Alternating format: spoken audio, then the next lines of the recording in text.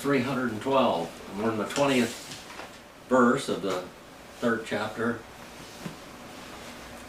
of the Gospel according to Mark, kata Markon, as it is in the Greek. And we're reading it from Greek.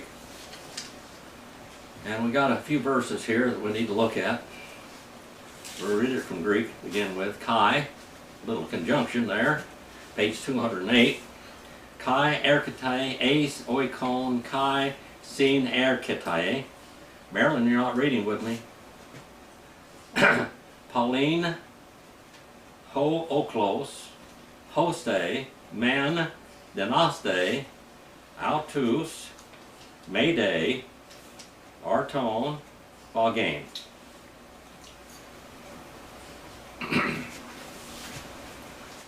And he came by himself. That's what it says in Greek. It's a third person singular, present indicative middle voice. Erketai comes from erkontai. And he came for himself by his own volition into the house. And that word house there means home, oikon. And he comes together again, middle voice, with a crowd. All right, the crowd comes together, a crowd, an oklos. How many are in this here oklos, Marilyn? Sharon? 5,000. 5,000 people at least, 5 to 10,000. So that's a lot. That's a pretty good sized group. Now Jesus has got a pretty good sized following. Now, this oklos, this crowd here, so that not they're able them to neither bread to eat. They don't have time or place to eat. Sounds like familiar, Marilyn? Mm. I don't have time to eat most of the time, do I? Running around all over the place. They didn't have time to eat. No place and no time to eat. The word there, bread, literally, it means bread, but it actually means to mix. It's what arton means, to mix. Usually you mix flour with water or whatever, maybe olive oil, whatever they put with it, salt, whatever. But they didn't have any, and this word means a little bit more in comparison, more than just bread. They didn't have anything to eat at all. You have to realize back then that there were what we might call peddlers walking around in cities, and sometimes on the highways, and the little peddlers were boys, and they would sell little, like tortillas. A loaf of bread back then was like a tortilla. It was not in an ambient oven. It was like a tortilla, a thick piece, and a lot of times they would cook it on a piece of metal, like a dome, and they'd throw it on there and they'd flip it back and forth until, just like you cook a tortilla. And then they would sell these tortillas or loaves of bread, and they would sell fish with it, sometimes figs with it, sometimes raisins or whatever, or grapes or whatever was there. They'd sell this. But there's no place and no time to even buy a little food on the side of the road. These were the McDonald's of the day. These were the Burger Kings of the day. These little boys running around selling these things. But there was nobody there. Verse number 21 now. Kai akusantes hoi par auto ex elthon kra tese auton elegon gar hote existe. And there's the word again, a little conjunction, tying two sentences together. These are run-on sentences. Boy, they just run on and on and on. And having heard, is nominative plural masculine, first aorist participle active voice. That comes from akuo there. We got a word acoustics from that word. The Greek language is a language of science and medicine.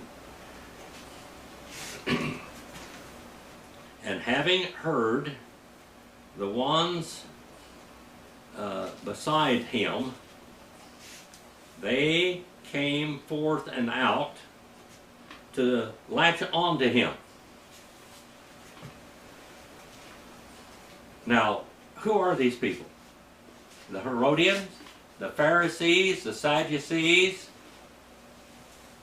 These are the groups. The Levites, they want to kill him. They want to kill Jesus. Now, today, we have a whole different world than what they had back then.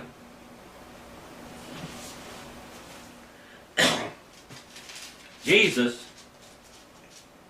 had the ability, because he was God the Son, to heal sicknesses. He gave that ability to his disciples for that purpose right then. He had a limited commission that he sent these disciples out on, and they could heal people, they could raise the dead or whatever, because he gave them the power. He had the power to delegate authority to do that. None of the priests, no one ever did that, ever.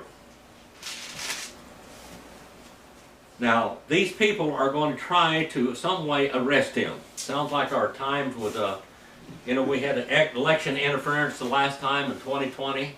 Now we have election interference in 2024. Election interference.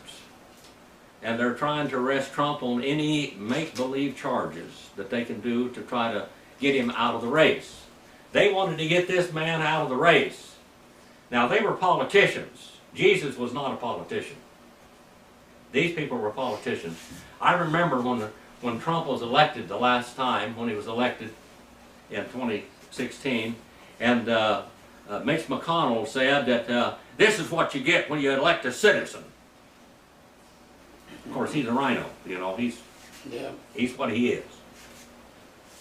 Well, this is a citizen now, right here, and they're politicians.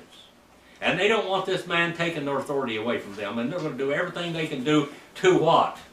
These people would have elected Jesus King of Israel, if they could have. When he walked in his triumphal entry into Jerusalem, they threw their clothes down. They said, Hosanna in the highest. And the Jews standing out there, tell these people to quit saying glory to God and calling you and acting like you're God. He said, if I told them to stop, the rocks would cry it out. The rocks would speak. This is the man. He's not a politician. He's not one of them at all. And they hate him. He's not a politician. And having heard the ones that were following beside him, they went forth to seize and latch on to him. They wanted to latch on to him, to hold on to him. And they said, now they're going to say he's crazy. Remember when they tried Trump, or wanted to say Trump was didn't have all these faculties, and they had him go through all these tests and everything, and he was doing real good. They're not going to do that to the one that's up there right now, because he's not going to pass. But now they're saying that he's out of his senses. This guy is a lunatic. And you know what a lunatic means? Someone that stares and howls at the moon. He's a stargazer. And they want to latch on to him. And they kept on saying, third person plural. And they said, for that he is out of his mind. He's crazy. He's a lunatic. He's paranoid. He has lost his mind. His mind does not follow him. We got one up there right now that doesn't know where he is half the time. 322.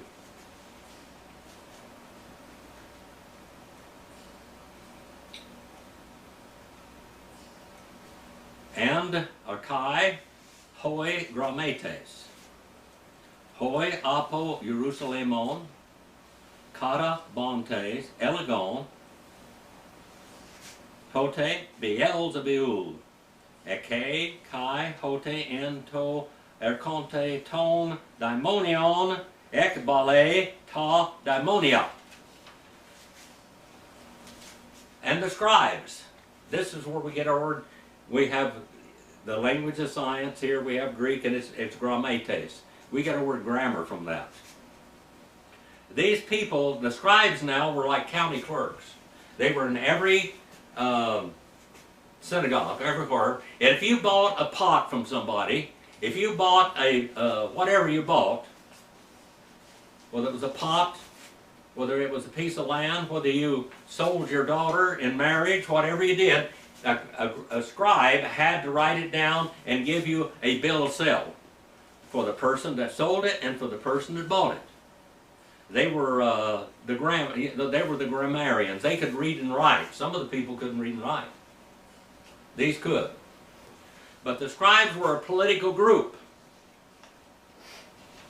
And the scribes, the ones from Jerusalem now, the word hoi, the ones, these scribes, there was more than one, there was a lot of them, that's nominative plural masculine, definite article there, hoi, and an apo, that's a preposition there, and it's in the oblative, that means the case of origin, Jerusalemon.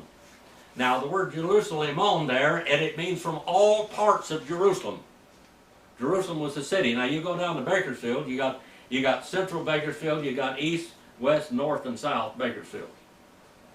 It's a big town now. It's millions of people are all around there.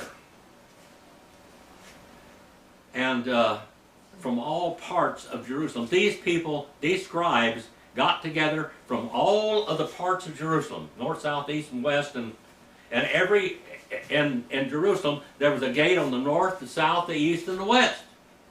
We're most familiar with the eastern gate. That's where they stoned Peter.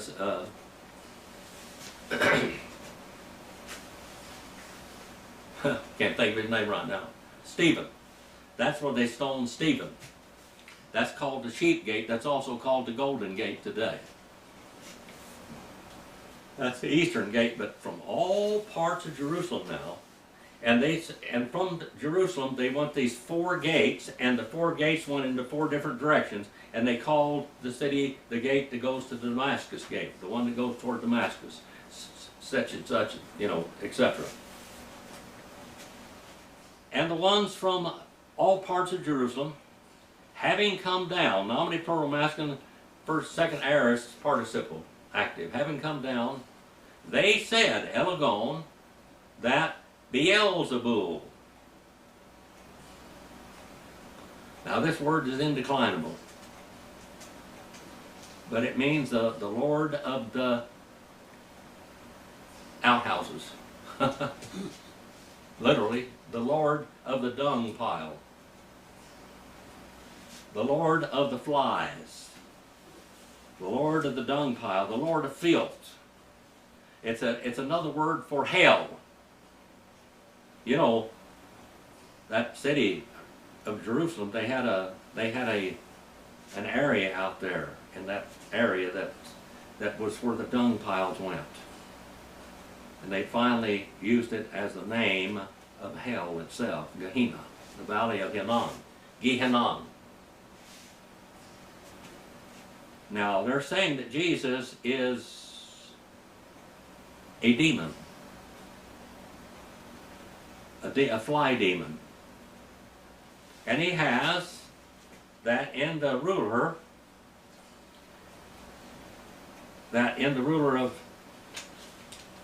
of the demons. And he casts out demons by the power of demons, by the power of Satan, literally. He casts out demons by the power of Satan. Verse number 23. Kai pros kalesimenos autos en parabales elegain autois pos dinate satanas satanan ekbale. And he called them toward himself. He called them para and kale, pros kale semenos. Having called them to himself, and then it says in parables, in paraboles. The word parable there, that's another medical, what we might call, term that goes into many language. We get a word parable right out of this. That means to throw alongside. And what a parable is, they use a lot of parables in the Old Testament. They spoke in parables so they could understand spiritual things by showing them an existing situation. Now, Jesus used some pretty weird parables sometimes. They were what we might call hyperboles. And a hyperbole is another Greek term. Hyper means over, and bolo, throw, to exaggerate. Jesus used a lot of exaggerations. One of the exaggerations that he used is, he said that you strain out the gnats out of your wine and your water, and you swallow camels. You gulp down a camel. You strain out gnats and you gulp down a camel. Now, that's not possible. But these people, they were so, they were superstitious. And they were extremely obsessive about how that they kept themselves from all uncleanness. Now, bugs are unclean.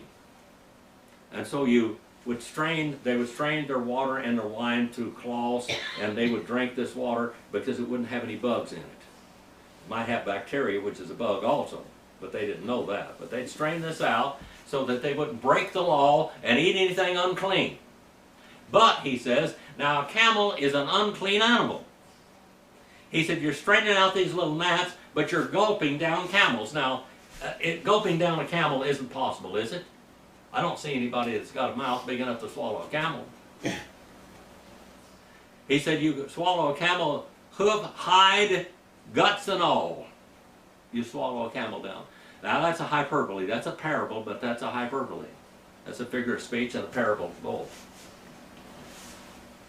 And so he said in parables he kept on saying to them, how is able Satan to cast out? How can Satan cast Satan out?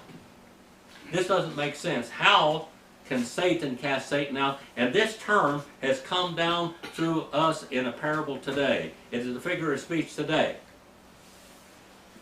And then, Abraham Lincoln used this. He said, a house divided against itself cannot stand. Verse number 24 now. Kai, Alion, Basilion, F, Hiautoin, Merithe, U, Donate, Dinate, that is, Stathene, He, Basilia, Ekene. Now, and if the kingdom against itself, it may be divided, not as able to stand the kingdom or that kingdom. If a kingdom divided against itself, it cannot stand. And we know that Abraham Lincoln divided this nation tremendously. All other countries in the world had abolished slavery in a sensible way. But he did not want to do that. The nation of America was a voluntary union, and he wasn't going to let these people leave the union. Many people were making all types of accommodations in Congress and in the Senate to abolish slavery. And it could have been done peacefully. But that's not what happened. And he used this term right here. He used the Bible a lot in his speeches, because people read the Bible, or at least quoted the Bible at that time. People before television and radio, they would go to church. Did you know that? Everybody went to church, the unbelievers and the believers both, the non-believers and believers both. They went to church because it was what we might call entertainment. And they would go to church, and they'd go to church in between times. They'd have a church house built, and they would go there, and somebody would get up and quote scripture, or they would get up and quote poems. And this is something they did. Your grandfather and grandmother told you about this, didn't they, Marilyn? Mm-hmm. Yeah, back in their day in Missouri. Even in California they did that. I remember when Oral Roberts and A. Allen and Catherine Kuhlman and all of them, they would have these tent revivals and things, and they would go, people would go by the thousands for entertainment. It was really entertainment, I'm telling you. I don't know who, they went out and got frogs, and they got crawdads, and they got crickets, and they got all kinds of bugs and serpents and things, and they bring in there A. Allen and Oral Roberts, and they would get up there and they would pray and they cast out demons, and here would go a snake, here would go a gopher snake, of course, and here would go a crawdad, or here would go a frog. It'd get turned loose out there and hopping around, and everybody be jumping around and screaming and hollering, because this to them was a demon. It was a frog, it was a crawdad, it was a snake. But they were told it was demons. Now these people here, these ones that are standing against Jesus, these politicians that are standing against Jesus, they're accusing him of all types of wrongdoing. He's perverting the people. He's causing a revolution. Well, we know that we read the book of the Arco volume, and we read Pontius Pilate's statement about Jesus, and he said he was probably the most nonviolent, or the most nonviolent person in all the nation of Israel. He said he's not an insurrectionist, and we know that. Remember one time they accused him. They said, "This money, what are we going to do with this money? Shall we use this money?" And it had Caesar's inscription on it. And what did he say to them? He said, "What is God's is God's. What is Caesar's is Caesar's. Let honor be to God and honor be to Caesar." Caesar, that was money. And you could buy that and use that as money. It was money. It was money. It was printed. It was guaranteed to be 1 ounce or a quarter ounce or whatever it was, or whatever material, gold or silver or whatever. And then it says here, he said, "A nation divided against a nation cannot stand." Israel destroyed itself by belligerence. You know, when Jesus offered himself on the cross of Calvary, all of the sacrifices in Israel were useless from that time on. All the sacrifices, all the Yom Kippurs, the Holy Day, the Days of Atonement, everything that they did where they offered a sacrifice was finished and over with. It was over. You know what God did? He allowed these rascals to turn loose Barabbas, and he put his son on the cross of Calvary instead. His son died on the cross of Calvary. He was buried, and after 3 days he rose. And the Jews kept on offering sacrifices. Well, by AD 70, they weren't going to offer any more sacrifices, because God was going to give us Barabbas. And they went in there, and because of the Sicarii, the whole nation of Israel, the city of Jerusalem was leveled. Leveled. When Jesus stood there on the Mount of Olives and looking over to Jerusalem, he said, "Oh Jerusalem, how many times I would have gathered you as a mother hen with her baby chicks, but you would not come." Now you get out here, Marilyn, you've seen this out on the farm a lot of times, maybe you have, Larry. A mother hen gets out there and they go, and those baby chickens come running. Jesus was telling them, you don't have as much sense as a common chicken. A baby chicken at that. Because I clucked and you would not come. I called and you would not come. And he said, not many days from now there won't be one stone left upon another in this city. And he said, look how great that city is. They had asked him, his own disciples said, look at Jerusalem, look how great that city is. And he said, it's not going to stand very much longer. Won't be very many days. Less than 40 years after the death of Jesus, that city would be raged and ravaged. And out there, and they would take the Jews, they would have no more sacrifices. God stopped the sacrifices by Rome, by the agency of Rome. They went out there and they built, the 10th Roman Legion went and built a rampart up to the Herodian, and they went in there and they would kill most of them. The Sicarii had killed each other. What hadn't escaped before or left. They destroyed their own city by their wickedness. Their wickedness.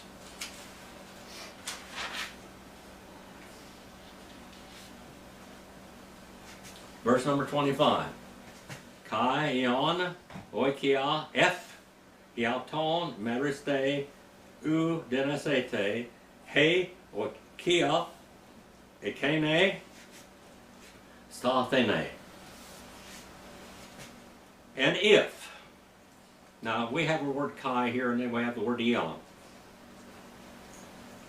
The word eon is a conditional particle. We have a conditional particle in English, it's called if, if. We only have one if in English. Greeks have 4. And every one of those ifs means something, and they're very important right here. And if, this word is a third-class conditional particle. If is a condition unfulfilled, but yet with prospect of fulfillment. If a house,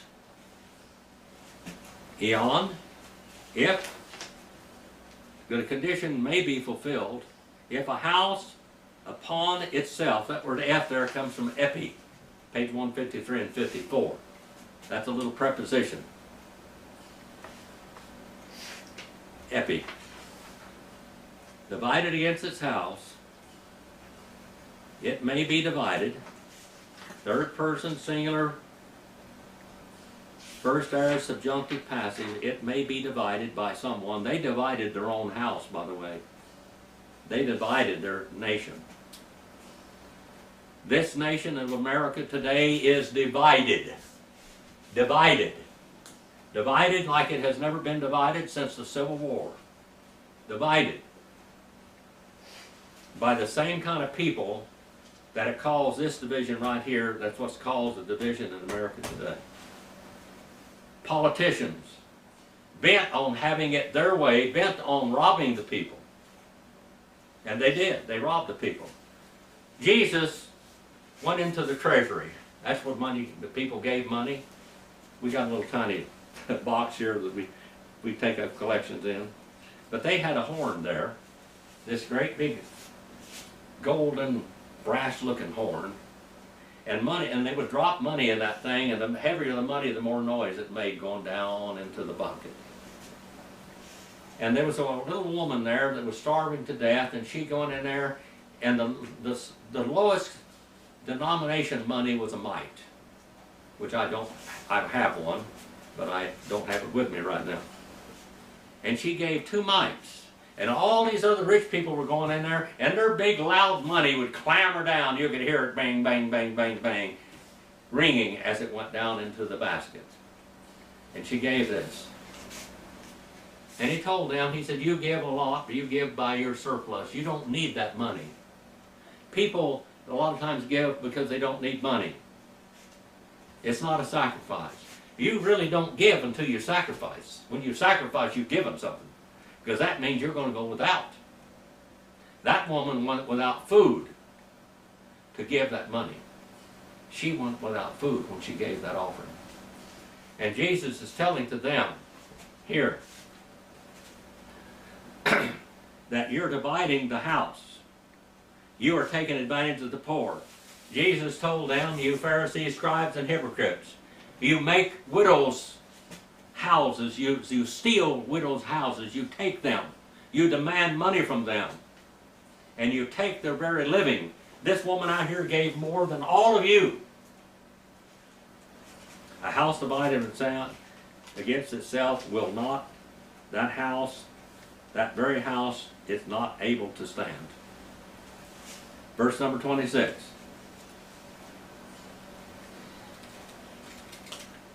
Kai a ho satanas aneste f hiauton kai emeriste u dinete stene ala telos eke.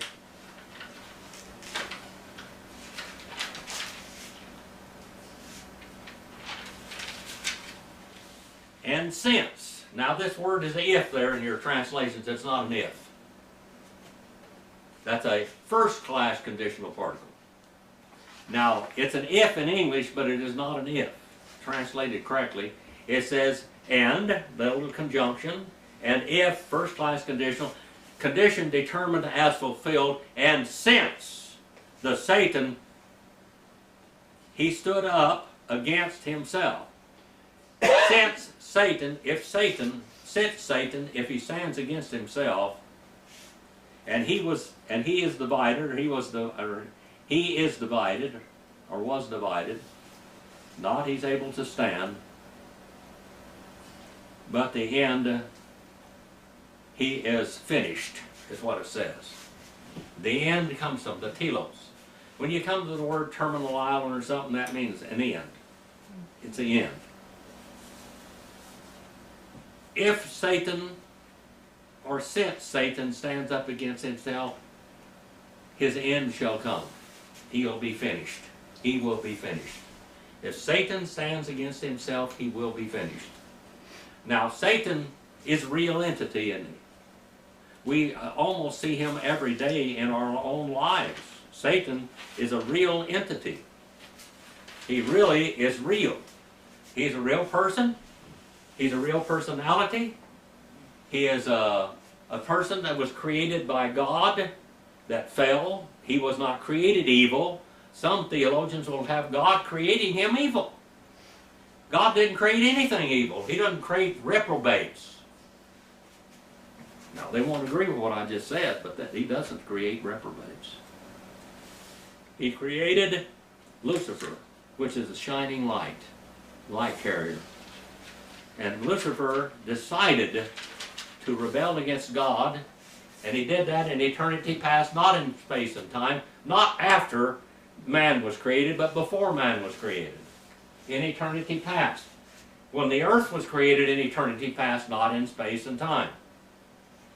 Satan destroyed the earth back then. Satan fought against God, but Satan was what we might call a cheerleader of God at one time, but he saw all the glory that God was receiving, and he decided to fight against God, and he wanted to overcome God, and he talked to angels and spirits, and he got 1/3 of the spiritual forces and angelic forces to go with him.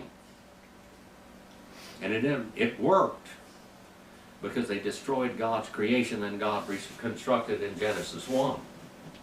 And then God replaced Satan with man, Adam, in that garden. And Adam was given the ability to watch over and to guard the earth. He said, guard the earth. In the Greek, it's the word terrain. It means guard with your life the earth, the garden. What was Adam supposed to guard the garden from? Satan. But now Satan goes in the garden and he divides. He separates man from God. Man was created in God's very image, because God was going to come to the human race and he's going to redeem the earth later, knowing that what would happen here, God prepared him for himself in eternity past, that his son would come and die on the cross of Calvary that hadn't even been invented yet, nor the land or anything that he would be in. And he's going to redeem the whole world back to himself. Now, the house divided against itself, Satan came into the garden and divided the earth, the government of the earth under Adam against God. And when Jehovah walked through the Garden of Eden, Jehovah walked with Adam, and Adam hid himself. And God said, where are you, Adam? And he knew where he was, but Adam needed to know where he was. He said, he kept calling out to Adam, says, where are you, Adam? Where are you, Adam? And he said, I was afraid. He said, why are you afraid? What have you done? Did you rob my tree? Did you steal my tree of the knowledge of good and evil? Did you partake of that tree when I told you not to do it? He said, the woman you gave me gave it to me. And then she said, Satan, the devil made me do it. He deceived me. A house divided against itself. But you know, one of these days, God is going to bring that house back together. We live in this house divided today, don't we? We live in a nation divided. As you look in America today and you see all the hellish corruption on the others, the leftist, what we might call communist side. That's exactly what it is. Destroying, destroying, destroying. When you go in and they take over a nation, they divide the nation. And they wreak havoc upon it. That's how these revolutions get started. Well, we live in a divided world, a divided spiritual world, and a divided America today. But we can be assured one thing. We can try to get the right to vote back and keep the right to vote in the right people's hands. And everybody would have one equal vote, one legal equal vote. That the nation maybe can drag itself out of this corruption and out of this division. But the spiritual world is like that today, and nothing's ever going to get better. We're going to get into the tribulation period at the end of the church age, and then we're going to go and we're going to get rid of Satan for 1,000 years. And for 1,000 years upon this earth, God is going to rule with a rod of iron. And yet people will still reject him. Have you ever heard somebody say that if I just believed that, if I really knew there was a God, I'd really serve him, but I don't know there's a God. There's no way you can know God if there's a God there. These are what we call the agnostics. Well, everybody in the tribulation period is going to know there's a God, and everybody in the millennium is going to know there's a God.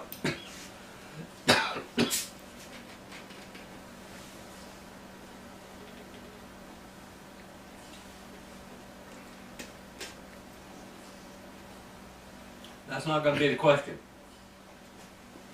The question is, are you going to honor God the way you ought to? With your life, with your words, with your heart, with your soul. Will you honor God like that?